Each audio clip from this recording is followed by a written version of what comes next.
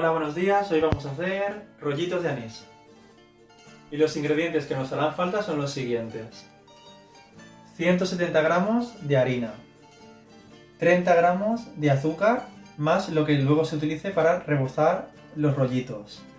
Luego, 68 mililitros de anís, en este caso yo utilizo María Brizar, y luego 68 mililitros de aceite de oliva. Y mientras vamos a ir preparando la masa de los rollitos, vamos a ir precalentando el horno a 220 grados. Empezamos a echar los ingredientes en el bol.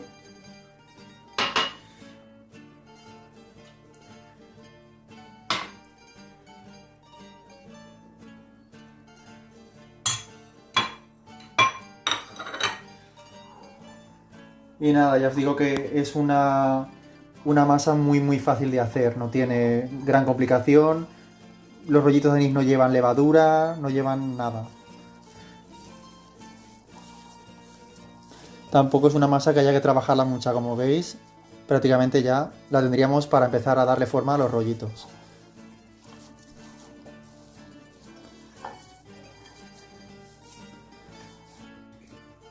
Bien, la masa ya está hecha, vamos a poner otra vez un poquito de azúcar, porque por una de las caras de los rollitos la vamos a rebozar para que estén más dulces.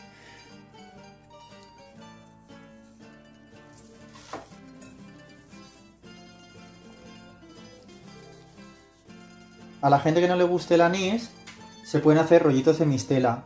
Y para prepararlos sería exactamente igual como los estamos haciendo ahora, pero en vez de poner 68 mililitros de anís, pues los pondremos de mistela.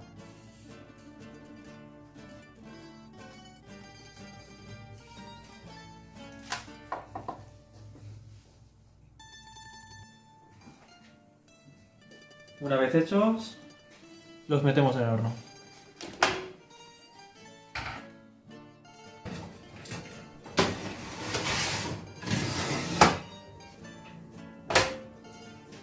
Los rollitos deberán estar en el horno durante 10-12 minutos aproximadamente.